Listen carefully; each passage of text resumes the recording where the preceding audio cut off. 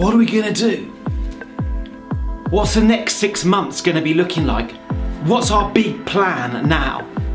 These are some of the questions that I've heard being raised in this last week as I've watched the news.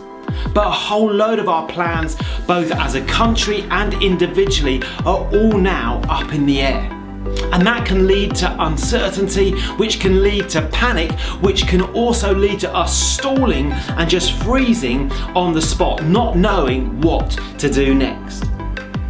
This theme is played out time and time again in the Bible. So I want to offer a short reflection about, in this scenario, in this situation, what's going to stop us stalling.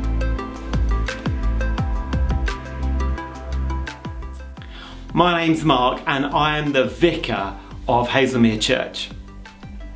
In certain seasons, at certain times, it's really good that we have long-term plans, maybe a year plan, maybe a couple of years plan, maybe a 5 years plan. But recently, all of our plans seem to be a little bit up in the air. I've made plans that have become almost immediately obsolete because things are changing week by week, day by day. And so we really don't know where we're going to be in the next 6 months. And this can cause us to feel quite uncertain. It's a case of unknowing what's going to happen. And that can cause us to freeze on the spot and stall, and for some of us then go into a panic about what on earth are we going to do? What on earth is going to happen? And I see this same scenario played out time and time again in the Bible, where God's people don't know what to do next, and there's a sense of uncertainty and panic. And there's a lovely little story in Exodus chapter 14.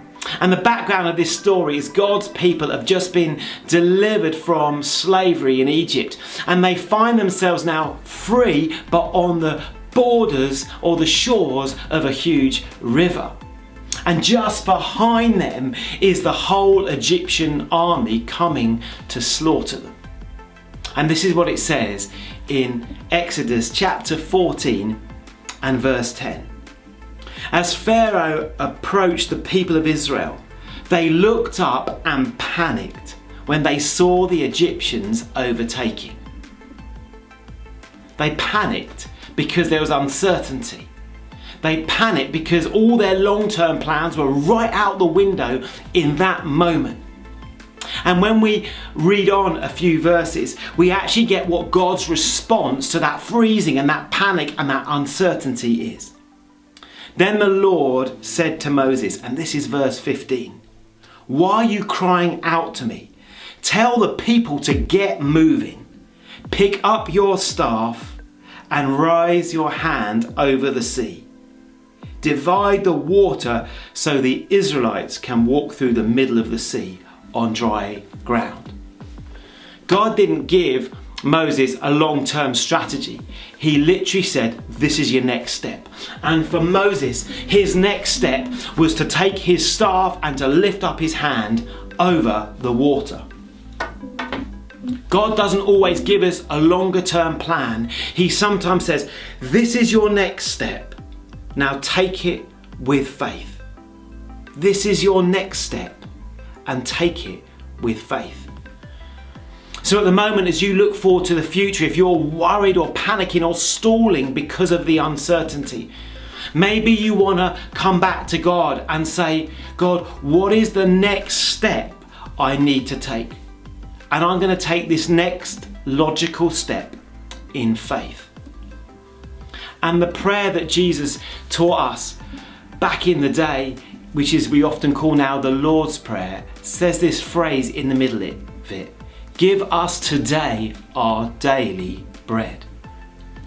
And when there's times of huge uncertainty, when our longer term plans seem to have gone out of the window, what God would encourage us to do is come before Him and pray this prayer. Today, God, would you give me my daily bread? It's not about stocking up. It's not about hoarding. It's saying, today, this is the provision I need.